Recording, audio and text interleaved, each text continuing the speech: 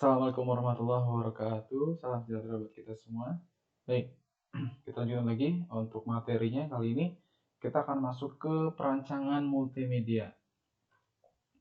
Langsung saja, untuk dalam perancangan multimedia ini atau proyek yang akan dihasilkan, proyek dari multimedia ini terdapat beberapa tahapan yang harus kita lewati. Ada 6 tahapan. Yang pertama ada konsep, kemudian desain atau perancangan, yang ketiga ada pengumpulan bahan atau material collecting, lalu assembly atau pembuatan. Setelah dibuat, baru masuk ke terakhir. Sebelum terakhir kita diskusikan, ada testing terlebih dahulu untuk uji kelayakannya seperti apa. Apakah dari produk yang dibuatkan itu sesuai dengan rancangan atau proses-proses yang sebelumnya sudah kita lakukan, begitu, dari mulai konsep, rancangan, dan sebagainya. Oke, dan terakhir di testing, pada saat sudah sukses, maka akan segera didistribusikan atau bisa didistribusikan. Itu ya, jadi ada 6 tahapan untuk kegiatan dalam pembuatan dari produk atau project dari multimedia. Kita coba satu, kita masuk ke tahap pertama, yaitu dari konsep. Oke, konsep di sini adalah menentukan tujuan yang meliputi menentukan dari tujuan aplikasinya, yaitu tujuan dari multimedia, lalu audiens yang menggunakan itu siapa saja. Jadi tujuan sebelum kita buat itu harus juga menentukan dari sisi konsep ini, yaitu tujuan dari pembuatan multimedia itu apa, kemudian juga dari sisi audiensnya nanti bagaimana penggunaannya. Oke, dari tujuan, setelah menentukan tujuan, selanjutnya mengidentifikasi dari sisi penggunanya. Yang dilihat dari identifikasi ini adalah bagaimana harus tahu, memahami dari karakteristik dari user atau dari penggunanya.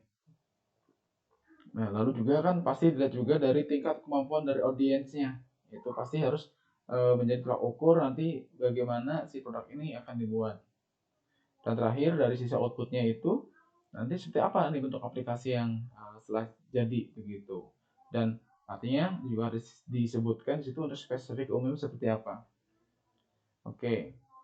Masuk tahap kedua, yaitu desain. Di sini desain adalah perancangan, yaitu membuat spesifikasi secara rinci mengenai struktur aplikasi multimedia yang akan dibuat, gaya dan kebutuhan atau material apa saja yang dibutuhkan untuk dibuatnya aplikasi, gitu ya. Nah, desain ini juga penting. Artinya di sini tahap perancangan dari segala kebutuhan nanti yang digunakan yang menjadi panduan atau guide dari si pembuat. Nah, untuk desain ini dibagi menjadi tiga bentuk ya, 3 jenis istilahnya. Ada berbagai macam pendekatan yang bisa dibuat dari tahap 2 desain ini. Yang pertama, desain yang berbasis multimedia. Artinya di sini metode desain pembuatannya menggunakan ada 2 jenis. Ada bisa menggunakan storyboard, juga bisa menggunakan dengan flowchart view atau diagram alir. Gitu ya. Itu dari sisi desain yang berbasis multimedia. Juga ada lagi di tahap 2 ini, desain ini adalah dalam pembuatan dengan menggunakan struktur navigasi. Nah, struktur navigasi ini diadaptasi dari struktur web ya. Jadi karena kita tahu dari web itu kan pasti terdapat hyperlink yang bisa masuk ke menu-menu sesudahnya atau sebelumnya begitu. Yang saling berkaitan. Nah, artinya di dalam struktur navigasi ini gambaran link dari halaman satu halaman lainnya artinya bisa saling ada hubungan. Dan digunakan untuk struktur navigasi ini digunakan pada multimedia linear. Multimedia linear ini apa? Oke, multimedia linear mungkin sudah kita pelajari sebelumnya, di materi sebelumnya ada 2 ya. Ada yang non linear dan linear. Kalau non linear itu adalah produk multimedia yang terdapat interaksi atau terdapat kontrol di dalamnya antara si aplikasi dengan si pengguna. Lawannya adalah linear. Nah, linear berarti ya nggak menggunakan interaktif, artinya tidak ada interaksi dari pengguna, ya. Si pengguna hanya bisa melihat artinya satu arah. Ya, contohnya misalkan di produk video, produk televisi gitu ya, siaran televisi, artinya pengguna tidak ada interaksi yang dilakukan. Kemudian selanjutnya di tahap 2 desain ini ada desain yang berbasis objek. atau object oriented design. Artinya di sini pada object oriented sini yang menjadi objeknya adalah komponen itu sendiri gitu. Jadi komponen itu sendiri digunakan sebagai objek. Digunakan pada sistem terdiri dari objek, caption, informasi graph dan sebagainya. Jadi itu ya, beberapa ada 3 pendekatan atau desain yang digunakan dalam tahapan pembuatan project multimedia. Itu ya. Oke. Lalu ke desain berbasis multimedia tahap 2 di sini adalah masih ya, kita cek satu-satu. Yang tadi kan kita tahu dari multimedia tadi ada storyboard dan flowchart atau bagian alir. Nah, di sini kita coba lihat ya. Pembuatan dengan bagian alir itu yaitu menggambarkan struktur aplikasi multimedia yang disyaratkan. Gitu ya. Jadi ini sebenarnya kalau bagian alir sebenarnya in case saja bila diperlukan sebenarnya. Jika terdapat beberapa kegiatan yang tidak bisa dilakukan dengan media lain, gitu, pendekatan lain. Nah, contohnya seperti ini, artinya pembuatan flowchart ini dia sebagai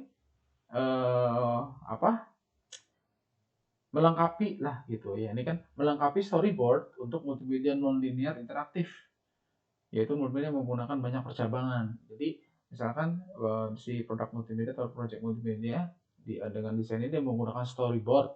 Nah, tapi di dalam case tertentu dalam bagiannya tersebut ada beberapa yang tidak bisa diwakili atau bisa didesain dengan storyboard karena di dalamnya terdapat banyak percabangan misalkan.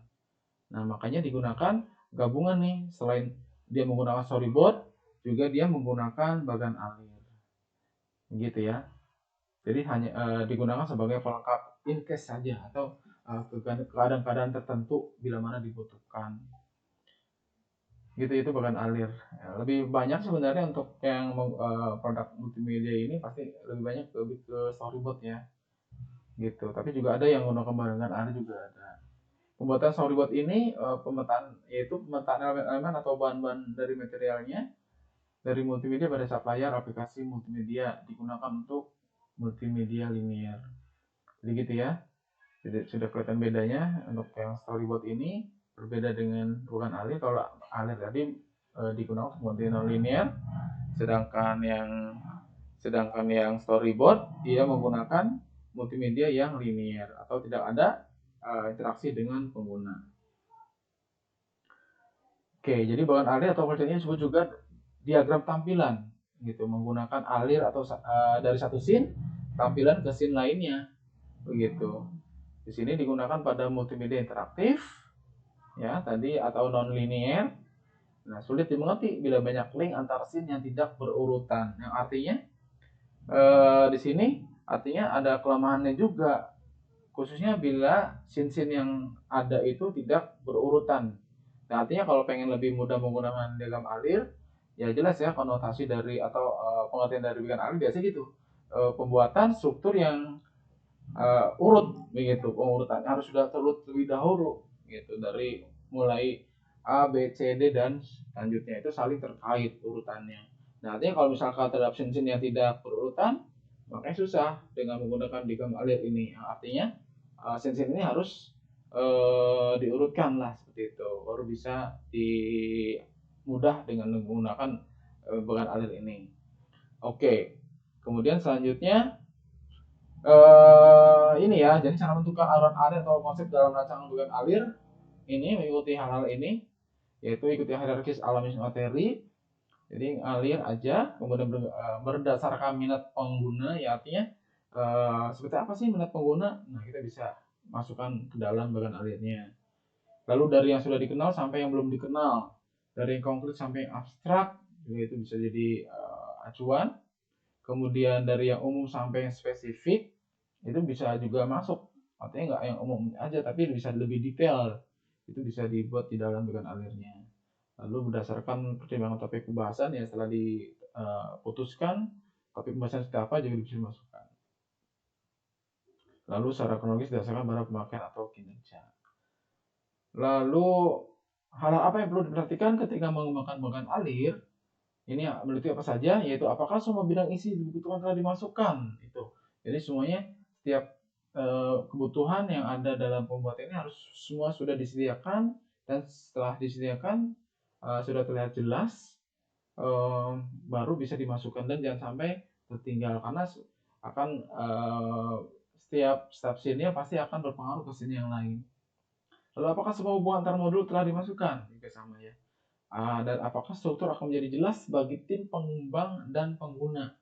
Setelah dari si pembuat bagian ini selesai, belum cukup seperti itu untuk bisa dilakukan, tapi tetap harus dilihat juga keterjelasannya, khususnya dari sini dari tim pengembang dan pengguna. Apakah dari desain ini sudah cukup jelas? Pengembang ini berarti si pembuat ya, cukup jelas akan mengguide tiap step pembuatannya gitu ya.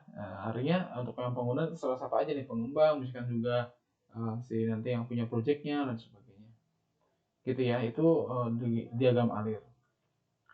Lalu ke storyboard di sini, yaitu merupakan rangkaian gambar dan penjelasan audio dan durasi. Jadi artinya selain ada gambar gitu, ada gambar juga, ternyata juga ada dilengkapi ada audio dan durasinya. Nah, tapi audio dan durasi ini sebagai keterangan saja, begitu. Artinya dalam scene tersebut selain sudah digambarkan bagaimana nanti apa gambaran atau situasi dan sebagainya, juga terdapat keterangan audio dan juga durasinya. Ya, audio misalkan digunakan misalkan untuk musik latar dan sebagainya, dan juga untuk durasi berarti total lamanya itu sudah ditentukan di situ. Storyboard bermanfaat bagi ya, semua pasti bermanfaat ya, dari yang terlibat di dalam pembuatan dari proyek multimedia, dari mulai pengembang atau pemilik multimedianya, kemudian staff pembuat multimedia, ini kru-krunya misalkan, dan juga dari sisi sponsor. Artinya dari semua ini bertujuan untuk melihat visual. Nah, kalau misalnya ya sama ya, gitu, visual test. Jadi sebelum nanti pada saat produksi harus pastikan dulu setelah 100% ini untuk tampilan storyboardnya sudah sesuai dari sisi, dan sudah disetujui dari sisi pengembang, sudah setuju, lalu staff dalam multimedia juga sudah jelas, karena dia untuk staff atau kru ini si storyboard ini sebagai guide atau pedoman dari melihat aliran pekerjaannya gitu, dari scene ke scene yang lainnya. Lalu juga masih dari sponsor. Ya, sponsor ini yang paling penting, karena yang bisa juga terlibat di dalam project multimedia juga sponsor. Artinya juga harus bisa melihat bagaimana visual testnya. Sudah kelihatan dari pembuatan storyboard ini nanti hasil produksinya seperti apa perjalanannya. Oke, itu ya dari desain, dari multimedia. Juga masih di sini itu lebih lengkapnya, storyboard merupakan deskripsi tiap scene-nya.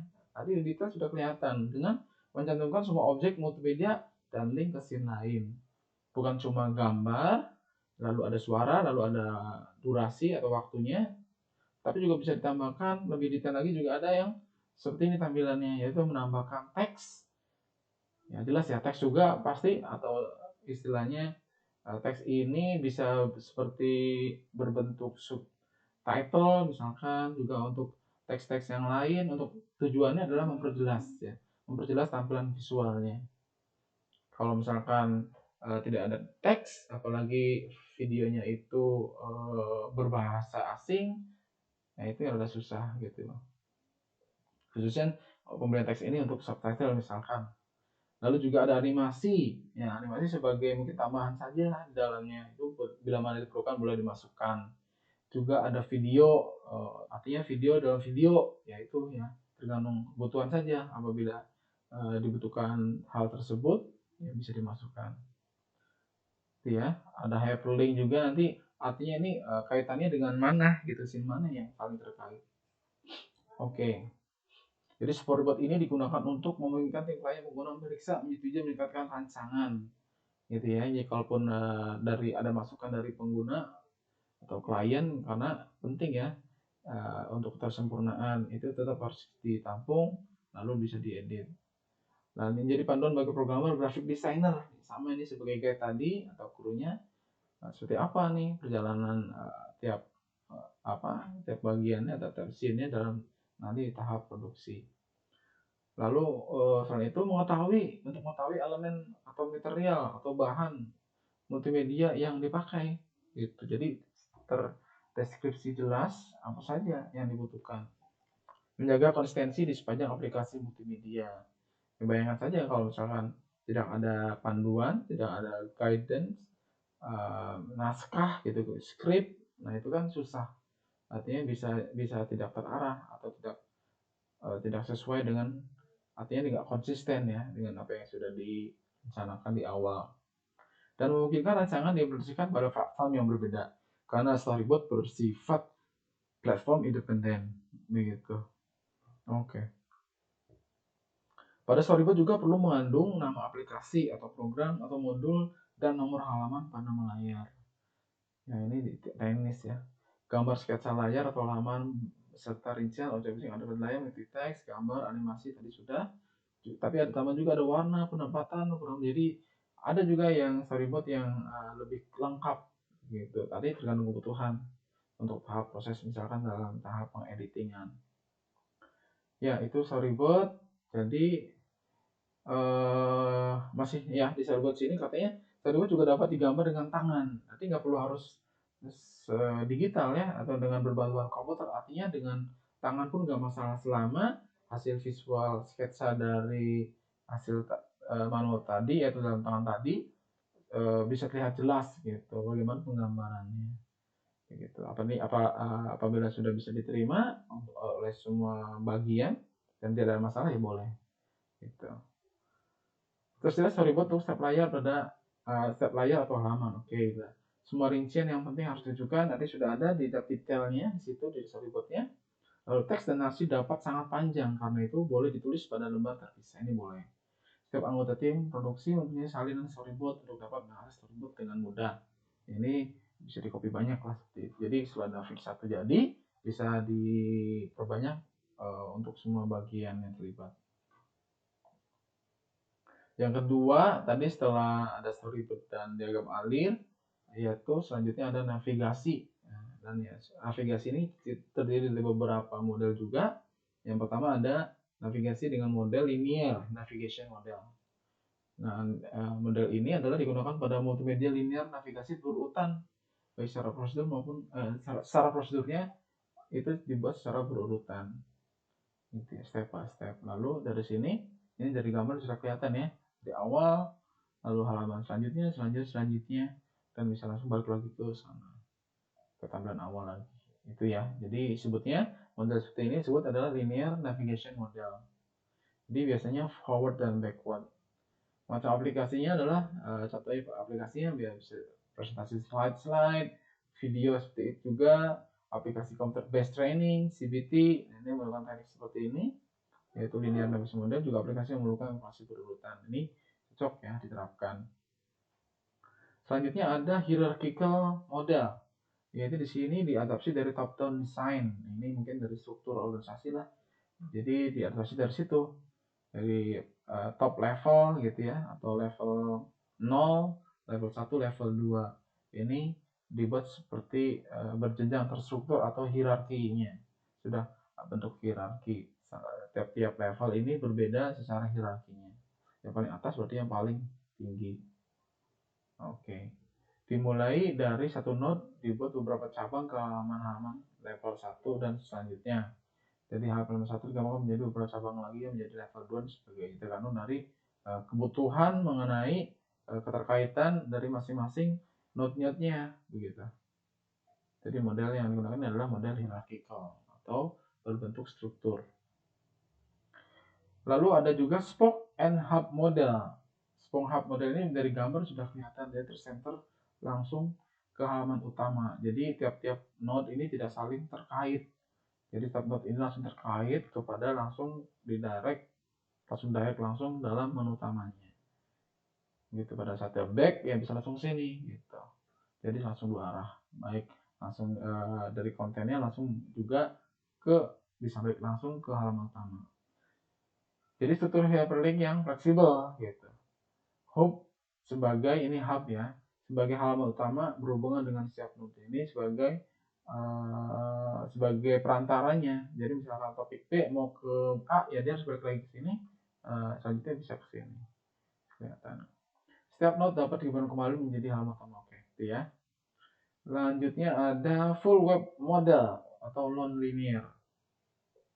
Ini ya, yang tadi dibilang diadopsi dari web, makanya disebutnya dia modelnya disebut full web model. Jadi kemampuan hyperlink yang banyak di sini nggak apa nih, tidak terbatas ya untuk linknya. Linknya di mana saja tergantung kebutuhan. Gitu. Jadi setiap node bisa saling berhubungan satu sama lain. Ya, tidak ada rule-nya. Artinya bisa selama itu ada keterkaitan yang bisa dibuat. Nah, untuk dapat cepat mengakses semua topik. Nah, ini fungsinya untuk lebih cepat, jadi nggak perlu ada perantara lagi. User dapat kehilangan cara untuk kembali ke topik sebelumnya. Ini kekurangannya ya. Jadi user dapat kehilangan cara kembali ke topik sebelumnya. Jadi bingung nih tadi kemana gitu, karena acak sistemnya. Oke, itu adalah full web model dari navigasi ya. Lalu selanjutnya juga untuk navigasi ini setiap hubungan multimedia dipandang sebagai objek. Ya, jadi entitas ini itu yang terkait dalamnya itu dipandang sebagai objek, digunakan pada sistem yang interaktif, yang lebih kompleks dan besar. Jadi bisa dikembangkan untuk level yang besar ya, untuk yang interaktif atau non-linear ini. Konsep berorientasi objek dapat digunakan untuk semua sistem. Oh ini yang OOP ya, ini salah nih. Ini dimana sebagai objek yang tadi OOP, OOP apa? Sebentar, desain berbasis objek ya. Ini ya. Object oriented design. Desain berorientasi objek. Yang ketiga. Oke. Ya, jadi semua komponen multimedia berbasis objek digunakan oleh sistem yang interaktif yang lebih kompleks. Tetap ya, dia juga merupakan non-linear untuk yang object oriented ini, object design ini. Artinya untuk yang lebih besar skalanya. Konsep berorientasi objek dapat digunakan untuk semua sistem. Oke, jadi model objek menggambarkan ya objek dalam sistem yang keterkaitan seperti apa, hubungan antar objek, selain objek menjelaskan apa saja objek yang ada, juga dijelaskan hubungannya. Setelah ada hubungannya juga jelaskan atributnya apa saja yang letak di sini. Gitu. Detailnya lah seperti itu. Kayak nama, kemudian ini namanya, ya ini atributnya lah, itu juga apa, detailnya ada efek dan sebagainya. Lalu ini misalkan lingkaran objeknya, nah judul, jadi semua ada dalam satu scene ini sudah terdapat beberapa keterangan ya. Tapi ini intinya adalah merupakan objek. Dan lalu operasinya apa nanti lihat. Itu dengan menggunakan konsep berorientasi objek. Lalu ke tahap selanjutnya yaitu perancangan antarmuka atau UI ya, user interface designing. Di sini disebut juga desain visual. Ya, karena ini kan berhubungan erat dengan si pengguna. Mungkin Anda lebih banyak yang sudah pernah dapatkan materinya pada mata kuliah interaksi manusia dan komputer gitu Anda ya, membahas mengenai perancangan user interface atau antarmuka. Jadi layout elemen grafik yang digunakan pada interface itu seperti apa teknisnya, mekanismenya dan sebagainya. Lalu elemen harus dirancang dengan baik dan harus dapat bekerja sama dan mempengaruhi efektivitas komunikasi. Ya, jelas ini yang paling penting ya, mempengaruhi efektivitas komunikasi. Karena orang bisa akan tertarik karena dari tampilan awalnya dulu, tampilan yang berhadapan langsung dengan si pengguna.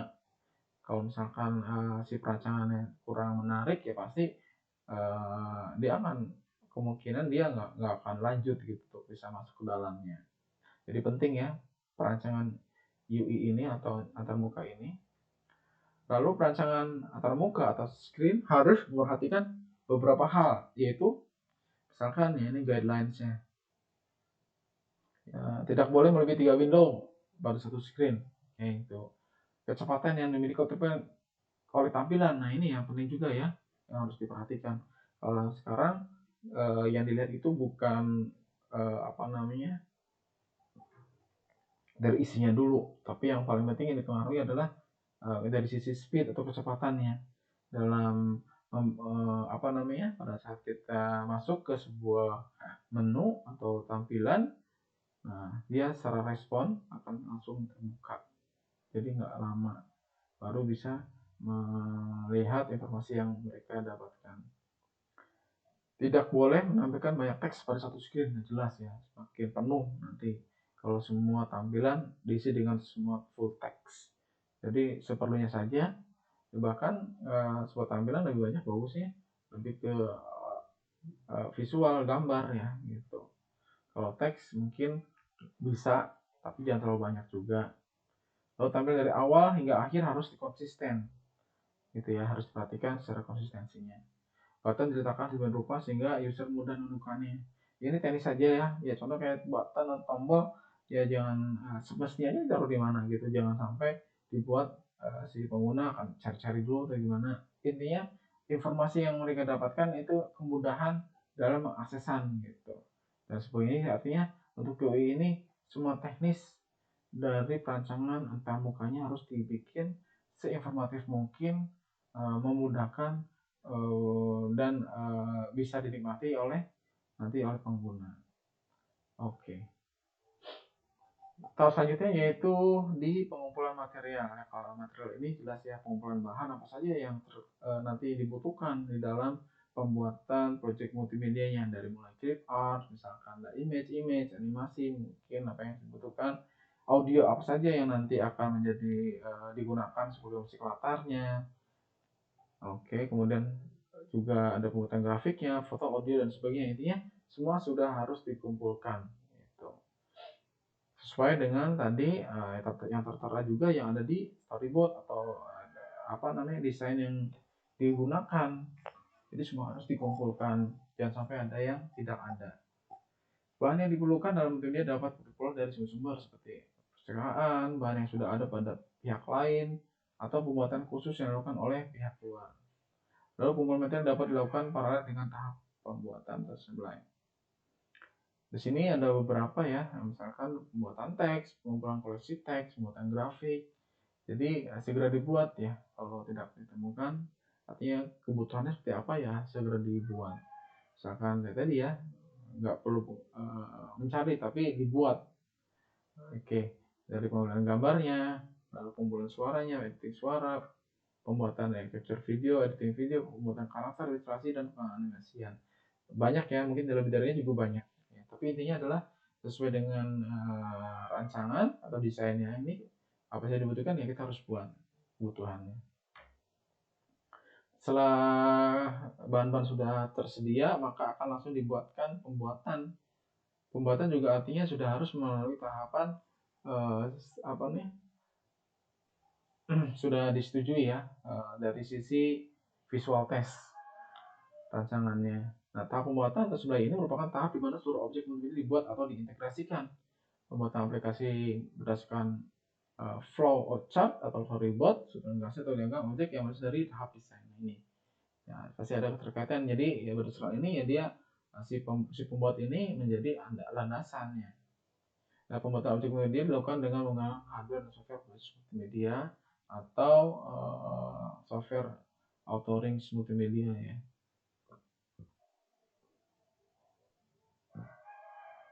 Hardware yang digunakan dalam pembuatan multimedia ini apa saja? Hardware dan software ya maksudnya, bukan hardware ya. Software dan namanya software yaitu ada sistem operasi, misalkan Windows di sini, yaitu text authoring, familiarnya adalah ya, apa aja yang digunakan.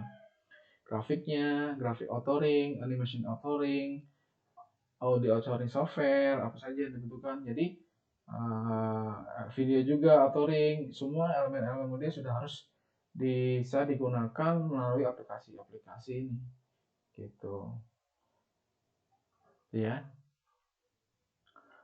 Tahap testing ini digunakan setelah tahap pembuatan dan seluruh material telah dimasukkan serta menguji urutan konten produk dengan penyesuaian skenario dan storyboard. Dilakukan testing secara modular atau running program untuk memastikan apakah hasil seperti yang diinginkan atau mengalami error message. Aplikasi yang telah dihasilkan harus dapat dengan baik lingkungan pengguna atau klien, atau pengguna dapat merasakan kemudahan dan manfaat serta dapat menjalankan sendiri terutama untuk aplikasi yang interaktif. Jika ternyata terjadi tidak sesuai, maka akan dilakukan perbaikan. Nah, masih ada waktu ya untuk ditinjau kembali perancangannya, lalu dari perancangan tersebut langsung segera masuk ke tahap pembuatan. Dan terakhir, pendistribusian. Nah, bila aplikasi yang digunakan saya berbeda, pengadaan atau pendistribusian ini segera dilakukan dengan cara apa? Ya, misalkan dengan dulu sih kita sebar dengan CD-ROM, gitu ya, tape, dan dengan jaringan yang sangat diperlukan. Ini saya sekarang sudah menggunakan jaringan, ya, dengan jaringan yang file yang bisa kita jadikan distribusinya. Tahap distribusi juga merupakan tahap evaluasi terhadap suatu produk multimedia. Diharapkan akan dapat dikembangkan sistem multimedia yang lebih baik di kemudian hari. Gitu, jadi terukur dari review nanti sebagai pembuatan multimedia yang lainnya. Beberapa produk multimedia yang pertama misalkan ada presentasi produk, ini produknya ya, digunakan untuk menyampaikan informasi dengan cepat dan ringkas. Ini informasi disampaikan secara berurutan atau linear. Nah, ciri-cirinya dibuat singkat, jumlah presentasi sedikit dan konten sudah mudah dirubah sesuai perkembangan, memiliki kontrol nafsunya sedikit, banyak menggunakan teks dalam menyampaikan informasi pikiran yang lain, membutuhkan waktu singkat. Oke, beberapa varietas yang kadang ditambahkan ada zooming control, panning control, bookmark, drawing tool, contohnya ini convert session. Jadi ini produk multimedia salah satunya dalam kategori presentasi produk. Produk multimedia lain adalah reference product. Nah, ini adalah dibuat untuk semua user dari anak hingga dewasa, berarti produk untuk referensi. Oke, disimpan dalam CD atau eksternal hard disk ya, eksternal media yang HD misalkan. Sama ya, jadi sudah memiliki kontrol, navigasi, terstruktur, digunakan. Jadi contohnya ini jenis produknya, contohnya ensiklopedia, dictionary, history multimedia dan sebagainya. Oke. Lalu selanjutnya education and training yang merupakan produk pembelajaran dan pelatihan untuk kemudahan proses pengajaran dan pembelajaran. Memiliki nilai tambah dibandingkan daripada belajar konvensional. Ya, kategorinya contohnya struktur support product, lecture slide, handout, stand-on auto self-place product, misalkan counter based training seperti tadi, dan misalkan kombinasi produk media pembelajaran yang komprehensif. Tapi ini lebih ke combination produknya. Itu ya dari bidang education training. Juga bisa masuk Kioska, yaitu simulasi alternatif menggunakan komputer. Mungkin Kioska ya berarti ini self service information lah seperti itu. Jadi biasanya diletakkan di bandara, pintu masuk bandara dan sebagainya. Artinya berupa orang misalkan wisatawan dia pengen kemana, nggak usah tanya-tanya, tapi sudah disediakan Kioska di semua informasi mengenai apapun ya yang tergantung kebutuhan yang dibuat. Ya tadi misalkan informasi hotel, terus informasi letak wisata. Nah, itu bisa dengan menggunakan ini Kioska. Oke, misalkan sudah umum atau bisa menggunakan ciri-cirinya terbuka user friendly. Nah, user friendly misalkan apa ya, sudah nggak menggunakan mouse lagi ya, sudah misalkan touchscreen, layarnya dan sebagainya. Lalu segera memberikan respon atas yang digunakan, mudah digunakan. Ya ini ada hardware-hardware apa saja, ya dari mulai touchscreen, processor, storage, speaker dan sebagainya. Ini lalu kategori di Kioska ini ada dua, yaitu point of information system dan POS atau point of sale system. Yang POI jadi informasi mengenai lokasi, contohnya jadwal perjalanan, layanan sebagainya, biasanya dapat di airport, rumah sakit, stasiun kereta, instasi sebentar dan sebagainya. Itu ya, jadi self service informasi lah. Gitu. Kita bisa cari tahu seluruh berdasarkan menu-menu yang ada di situ. Jadi nggak perlu kita tanya-tanya ke siapapun ya. Artinya takutnya kalau orang lain kan bisa juga dia jujur atau tidak. Malah nanti informasi yang diberi itu salah. Jadi mendingan dengan menggunakan sistem aja atau Kioska ini, informasi yang dicari terdapat di dalamnya begitu. Lalu POS atau point of sale system itu bisa melakukan manipulasi data dan informasi, misalkan penjualan, pemesanan tiket, dan stok barang. Nah, ini terkait dengan transaksi ya di dalamnya. Kalau ini hanya sebatas informasi. Oke. Lalu produk multimedia dalam bentuk entertainment dan game, itu produk hiburan berbasis multimedia yang bergantung pada penggunaan grafik, audio, video, dan video. Ya, ini jelas ya, sangat sangat dibutuhkan untuk komponen-komponen ini dalam pembuatan entertainment game. Yang bentuknya bisa standalone dan network, bisa juga single user dan multi user. Oke, itu saja sedikit dari penjelasan mengenai perancangan multimedia. Baik, itu saja yang bisa saya sampaikan. Oke, terima kasih atas waktunya. Saya cukupkan. Terima kasih. Assalamualaikum warahmatullahi wabarakatuh.